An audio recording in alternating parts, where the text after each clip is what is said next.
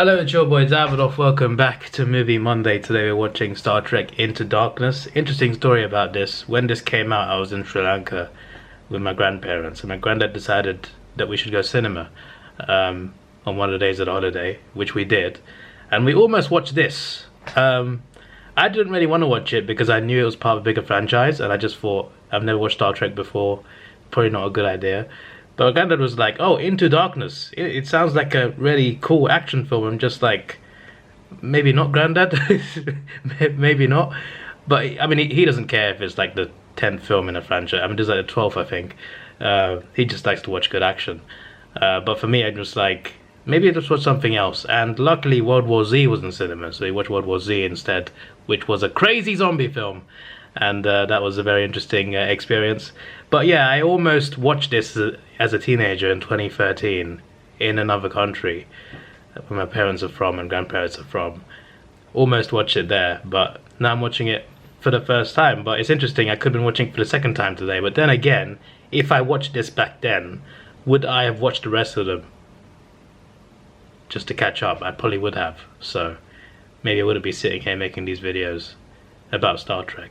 But anyway, I hadn't watched any Star Trek media before 2024, and here we are a long way into the franchise. I've enjoyed myself. I've had a good time with most of them. Some have been not that good, but most of them have been enjoyable to watch. I like the story.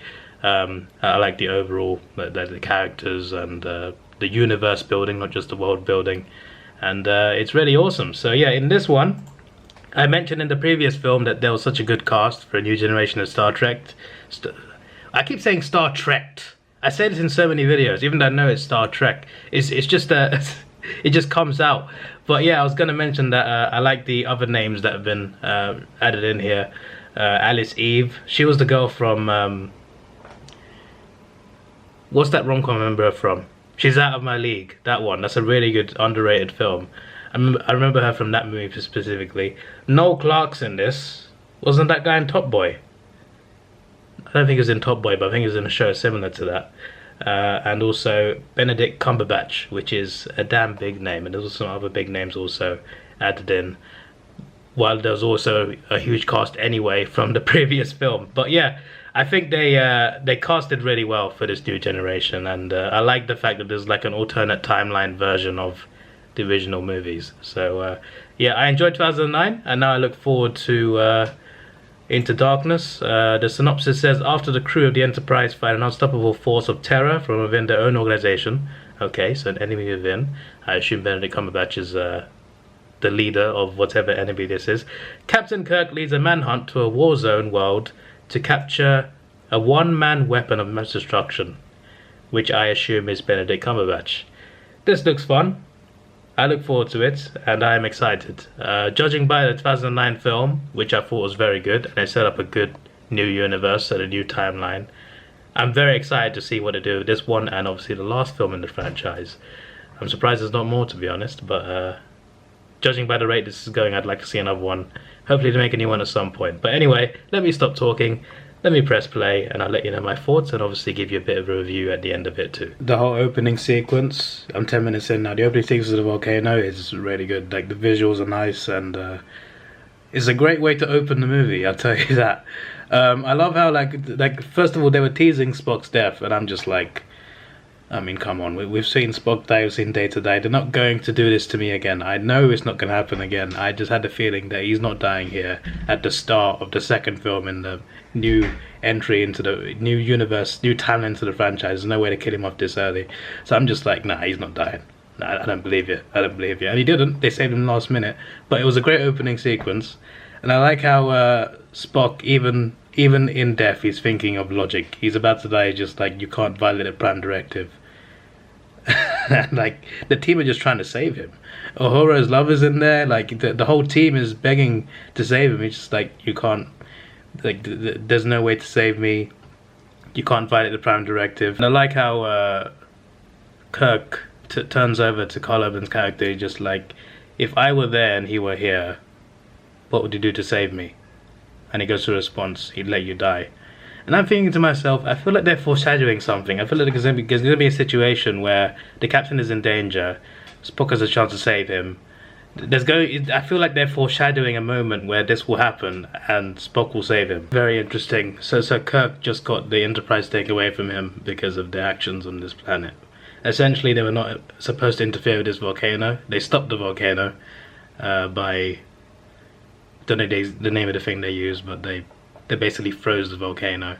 This volcano would have ended life on that planet, and it's like it's a primitive planet. They haven't even invented the wheel yet. Literally a quote in the film. And yeah, he's in trouble for that because they're meant to observe and not change the course of life. Just you're meant to observe, not actually interfere, and not to play God. I do understand that perspective from the superiors. I understand there's regulations and stuff, but if they didn't do that, everyone on the planet would have died. Is that humane? Like, if you got a chance to save people, would you just watch it happen? There's a real moral conflict there. That is for sure. Like, you can understand that, oh, the superiors have these regulations and stuff, but surely there's some exceptions that can be made, right? Like, what are you gonna, like? It's not like you're changing the past or anything. You're stopping something from happening that kills a lot of people. It's just like interesting. Also, just before that, there was another explicit scene. Well, not much detail, but a little bit of detail. I talked about this in the last review of 2009 when he slept with a green alien. In this one, he sleeps with two aliens that have tails. They're not green this time, but they have tails. And I'm thinking to myself, the same question as last week. I know it's fictional. I know that obviously you got to take your mind out of it sometimes. But still, even in these fictional movies, when humans sleep with aliens, how do they know it's safe? I'm just saying. I'm not saying they have to address that in this film. It would make no sense to the pacing or the plot to address those things in these sort of films. But I'm still always just like, so how do they know it's safe? Is it like a special type of alien condom? I don't know, to be honest, Star Trek is far in the future and the technology is crazy. Also, there's just been some massive explosion. Full of chaos. I've just clocked that Cumberbatch plays Khan. I just spoiled myself on the IMDb list because I'm pretty sure he hasn't mentioned that. No one's mentioned that yet in the film. Well, I've always got to spoil myself. But anyway, yeah, he promised Noel's Clark character, his daughter was dying or something. He promised he could save her. It seems like he made a deal where he had to cause an explosion. I'm guessing Captain Kirk, who has been expelled from the Enterprise and sent back to the Academy, will somehow steal the Enterprise, just like in the original films with William Shatner. He will steal the Enterprise, defeat the villains, take down the corruption within Starfleet, and that's how the film ends. It's a solid prediction. That's very safe. Oh yeah, and they will relieve him of his crimes once he's saved the day as well, just like in the original films. So Captain Kirk was not captain anymore, but he pointed out that, like, they bombed an archive. Why would he bomb an archive? Like, there's got to be, like, this public information. It was all just a trick. Well, not a trick, but it was all just to get them in the room, because obviously after something like that happens, all of Starfleet got to do a meeting, and he managed to get them all in the same room, obviously, as having a meeting, and he attacked them with a ship. They killed off Pike, who died a very sad death. A very sad death. They managed to stop the ship, but not before causing a lot of damage, and it turns out that he is hiding out on Kronos, the home of the Klingons, and well, it seems like they're on a collision path, and at some point they'll be at war, and the villain is hiding on the one planet where they shouldn't be going. But Captain Kirk demands that he goes there, you know, to go and find him. We kind of got a shift to the team. We got one addition and one removal, which I'm a bit surprised by, because Scotty is now off the team over disagreement over torpedoes. But I'm just like, oh damn, Scotty's just off the ship just like that. This is a pretty significant, pretty big character as well, and just like that, he's gone. I'm just like, after all they went through together in the first film in 2009. Now he's just off the team just like that over this big disagreement. I just feel like, I don't know, I was just so baffled. But just before that, they got a new addition to the team, Carol. Spock doesn't think it's a. Well, I think Spock doesn't, because he's there. He doesn't think that she's needed, but Captain Kirk's obviously happily ready to invite her along. And obviously, this film as a whole, which has been Spock and Kirk disagreeing on things, even though Kirk's saved his life. And since the start of the first film, really, they've been disagreeing on things constantly. And yeah, Alice Eve's character, Carol, is on the team, and Scotty is off. I was just a bit surprised that Scotty was just off like that. I was going to talk about Scotty for a second again, but then there was this really good emotional scene where Spock, Uhura, and Captain Kirk are they're in the little room together in the ship, having this deep conversation, and Spock talking about how he chose not to feel when he was about to die, and that was a really good scene. But I was gonna say, like, with Scotty and stuff, I definitely I think it's one of those things where he's gonna turn up at the end somehow, and somehow is gonna be like a saving grace for the team. That's what I think. Like, I don't think they've written him out the film, but I still felt like, really, Scotty just off the ship just like that. He wanted to resign. He accepted his resignation, and that was it. Over these torpedoes, and I'm just like, nah, something's brewing. No, he's coming back. He's coming back. Well, so Harrison, aka Khan, just surrendered. This is one of those movies where the villain surrenders himself. Can't trust him too much. And then Captain Kirk beats him up, and it feels like he uses all his energy to beat him up, and he just stays standing there. He's like, I'm just like, this guy's strong then. But yeah, it's clearly part of his plan that he surrendered. Like, clearly something is up there. I wonder if he was trying to start a war between the Klingons and the humans. Because why would he hide there? Did he ever deal with the Klingons? I don't know, but either way, he just surrenders. So I feel like there'll be some trouble before they get back. Before they get back from their mission. It's not gonna be a peaceful ride home, I imagine. So they can't move because there's something wrong with the ship, and they want to try and open up a torpedo, and the captain calls Scotty. Obviously Scotty's pretty annoyed and drunk. He wants him to do him a favour because Khan has told him about these coordinates, these specific coordinates. Hasn't said what it is specifically, but apparently there's something significant at these coordinates, so he's told Scotty to get on that. And also turns out that Carol, they also revealed this earlier with Spock anyway, but I didn't mention it, but Carol is the daughter of the Admiral, so she's currently half naked, right? That escalated. Anyway, it turns out she does have some use on the ship aside from her. I mean, she's a weapons specialist, but I mean, like, aside from her being connected to someone of authority, she's obviously a weapons specialist, so she can help the torpedoes, even though they're missing Scotty. But it turns out they are really missing Scotty. It's almost like letting him quit was a bad idea. Well, I am hooked. This has gotten very complex.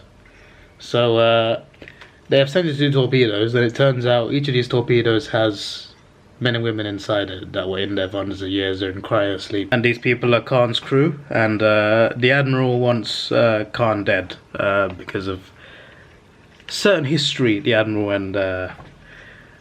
and Khan have.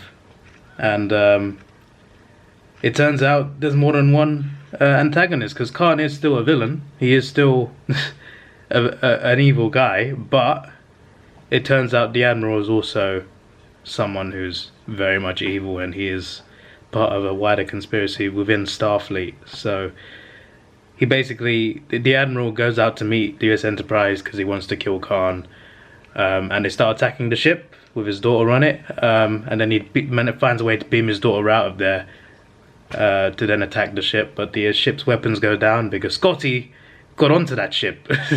The coordinates were very helpful because it got him onto that ship, and he put their weapons down, so Enterprise couldn't be destroyed. So not only have they got to deal with Khan as their prisoner, the Admiral, who's part of Starfleet, is going to make up lies that they betrayed them and turn them into the bad guys in the view of the public. Now they got to find a way to infiltrate infiltrate the Admiral's ship. This ship is crazy. It's made just for battle, and it's a lot more powerful than Enterprise, a lot bigger. So the only way to take this thing down is from within. And Scotty's in the ship. Admiral's daughter's within the ship. But Kirk makes a deal with Khan to infiltrate the ship together. So he's got to team up with this villain to infiltrate the Admiral's ship. And that's where we are right now. It's a really good film so far. Really good film so far. And I'm intrigued to see where it goes. But yeah, and also Spock Prime. So Spock returned to tell him a bit about the Khan and his timeline, which we've obviously seen in The Wrath of Khan. Bro, that was insane. Well, that alliance was short-lived. Oh my days. I have just watched Khan. Well, I mean, they didn't show the full detail, but they had the sound effect. The way Khan kills the Admiral, it just happened so quickly and suddenly. I'm just like, oh, so it's like that. Okay, so it's like that. He crushed the Admiral's head. Like, you see him start to crush his head, and then the screen cuts away, and then you hear the cracking noise. And it's just like, even though you don't see it, it's so brutal. And then his daughter starts screaming. I think he also broke his daughter's leg or arm or something, I don't even know. She started screaming before that. I'd also like to point out that if Captain Kirk was a bit more ruthless in this film, I guess like Khan, and if he had killed Khan and killed the Admiral when he had the chance, he had two opportunities to kill both of them, a lot of problems could have been avoided. I think the movie could have been over earlier, to be fair, so that's not really a good thing for us viewers. But I'm just saying, I guess that's the difference there between a good guy like Kirk, who's a bit morally conflicted, and Khan, who's just straight up evil, who would just walk up to a man and crush his head. Anyway, he's got Captain Kirk with him, and Scotty, and he wants to make a deal, my crew for your crew. My crew's in the torpedoes. So, yeah, Spock's got to make a decision here. And we will see if Spock will let Kirk die, like was foreshadowed at the start of the film. So obviously he wants his crew back to do evil things again. Like, the Admiral wasn't completely wrong to want him dead, like, that's for sure, but the way the Admiral was, obviously, you know, he kind of wanted War of the Klingons as well, interestingly. But anyway, he's dead now, and Khan's obviously the main threat, as he has been since that bomb got set off. But yeah, the torpedoes were let go. He's got his crew back, Khan, and he decides to warp Kirk, Carol, and Scotty back to Enterprise, then starts attacking the ship. This feels like a no-win fight. But Spock did ask Spock Prime, "How did you defeat Khan in your timeline?" And before he could answer, the screen cut off. So Spock probably was told a thing or two about how to take Khan down. So I'm intrigued to see what that is. And I guess we'd have some clues from Wrath of Khan. Spock and Karl Urban. I'm calling him Karl Urban. I know that's not his character. I know that's just the actor. But I'm just calling him that. But Spock and him had a great plan. They sent the torpedoes to Khan, made him think that he got his crew back. They separated the crew from the torpedoes, so they got the crew safe and sound on the Enterprise. And the torpedoes were empty, sent to Khan without him knowing. And they detonated the torpedoes within his ship. So they managed to I guess they destroyed his ship. Khan's kind of been derailed. It's not been destroyed, but it's heavily damaged. His weapons are down. And I guess Khan thinks that his people have been murdered inside there. But maybe part of him will know that Spock isn't crazy like that. Meanwhile, though, the Enterprise is just dropping from the sky. It's been completely like Spock says abandon ship, but the crew are just like, nah, we're not abandoning the ship. Which obviously, just like the previous Star Trek films, there's a real family vibe about the main crew that you have. And again, like I said with the last film, this is a great way to do a new timeline, and I think they picked the perfect cast to do it, so I'm impressed so far. I love how they did that callback scene, the scene where Kirk is trapped in a chamber and Spock's trying to speak to him, and in the Wrath of Khan it was the opposite. It was Spock dying in the chamber and Kirk talking to him, not wanting him to die. This was the opposite of that scene, but with this new alternate timeline generation. I liked the way they did that scene. I'm just like, got goosebumps from that scene because obviously I'd kind of seen it before. It was like deja vu, but the opposite with different actors. But I really liked the callback. Like, they did Khan as the villain, and they did that exact scene that they did previously, but in a different context. I thought that was it was good. It was a deep emotional conversation as well, and I also like Spock's rage in trying to take Khan down. And we're in the finale now, and we're back on Earth. Khan still wants to destroy Starfleet, obviously. Meanwhile, Spock is chasing him. I'm watching this chase scene right now, which is why I'm pausing a bit. But yeah, Spock is... I've never seen Spock so angry. This whole film, he thinks very logically. Right now, it's not logic, it's the human side of him taking over. It's the angry side that wants revenge. And the film is now over. They didn't defeat Khan. I mean, sorry, I was gonna say, they did defeat Khan, but they didn't kill Khan. He's back into sleep. They also needed his blood to save Captain Kirk. I kind of knew, even though they kind of showed Kirk seemingly die, I just had a feeling. It was the exact same as Spock at the start of the film, just like, yeah, you've not killed the captain off yet. I don't believe you. But yeah, it was still good storytelling, and they used Khan's blood to get him back to life, to save his life, and yeah, that was a good film. I also forgot to mention the detail that the Admiral brought Khan to life to manufacture weapons for war against the Klingons. Missed that important detail. And then obviously Khan turned on them. But yeah, a lot of conspiracy in this film, more than one antagonist, and it was a well-made film. I really enjoyed what they did with this, and I think they did a good job. So I'm looking forward to the next one now, which is the last one in the franchise. I feel like it was not supposed to be the last one, just based on what I've read up about and stuff. But I'm looking forward to it. I think they've made 2 solid films of this modern era. I say modern era, it's been 11 years since this one came out. 15 since 2009. But I still consider it modern. I mean, it is compared to the other ones. But yeah, I'm intrigued to see what the third one entails. Obviously, they've used Khan now, a villain that was already used in the original series. And they used the villain that was in the previous Star Wars films with Picard. Not the same villain, but from the same race. What are they called again? The race of villains in 2009, they were also in one of the Picard movies. I've forgotten the name already, but yeah, they're using recurring villains. They're using like a similar timeline. I was intrigued to see whether they'd use something different to the material they already had, but so far they're using villains that are familiar, and I think it's worked so far. I think it has worked so far. I think it's worked fine. I'm intrigued to see what they use in the third film though. Will it be someone else who was used in previous movies, or will it be something new? I guess we'll find out, but I'm very intrigued to see what happens, and I'm intrigued to see whether Spock Prime has a role in the next film as well. But yeah, 2016, we're going to watch that next week, and then we're officially done. We finally watched all the Star Trek films. I'm running out of franchises to watch through now that I haven't watched before. What should I do next? Saw? I hate horror, and I'm very squeamish, so I feel like that would... I feel like I would black out multiple times watching those films, but at this point I'm just like, what big franchise have I missed now? I feel like this is the biggest one that I haven't seen. There's got to be something big I haven't seen, but we got to do another franchise next year, I feel. But yeah, this is a fun watch, and this film particularly, I'll give it a solid 8 out of 10. I liked it throughout. I thought it was very good, and Benedict Cumberbatch is definitely a very menacing version of Khan, but the original one was already menacing anyway, so it's like, it's hard to be more menacing than the original one, but still he did a good job. He always does, you know. This man is Sherlock, he's Doctor Strange, he's many other roles that he's been incredible in. I am not surprised they can pull off playing a brutal villain like Khan, so yeah, that was really fun to watch. I wonder who's in the next one. They really go with big names in this.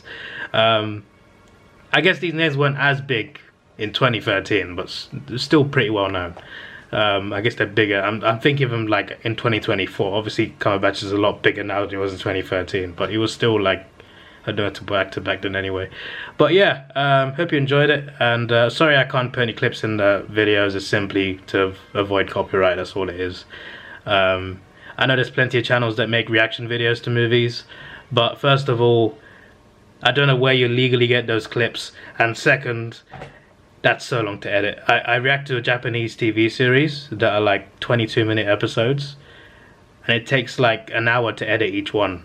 And I make 2 of those a week. It takes an hour to edit each one. It takes about half an hour to record it and also to transfer the files to my computer and also do the review at the end of the video. That's more than half an hour. So it takes over an hour and a half to make a reaction video to a 22-minute episode. So the idea of me editing a movie down, I run 4 YouTube channels and I stream on Twitch at the same time, and I have a full-time job. I have 0 time for that. If I had the time, I'd probably do it. I don't know where you get the clips from, because many channels do it, but and they don't get in trouble. They don't get the videos taken down. So clearly there's loopholes to it. But for me, I'm just like, I haven't got the time for it. I could pay someone to do it, but I ain't got the money for that. And plus, these channels don't generate enough money for that anyway. Not even close. So I'm just like, okay. But yeah, I feel like I can still give you reviews. This year I was gonna do like watch the film first, write down notes, and then review it after. I've not done that this year, but I just feel like I remember more when I tell you when I'm watching the film and I'm talking to you as I'm watching it. I remember more detail. But yeah, just thought I'd mention that. This is your boy Davidoff. Please like, share, subscribe. Thanks for watching. Have a good day and goodbye. Let's take it slow. Where you go, I go too. And if you hit the bottom, I'm going down with you. Let's take it slow. Who cares where we gotta be? You know you'll have a good time wherever you're with me. Let's take it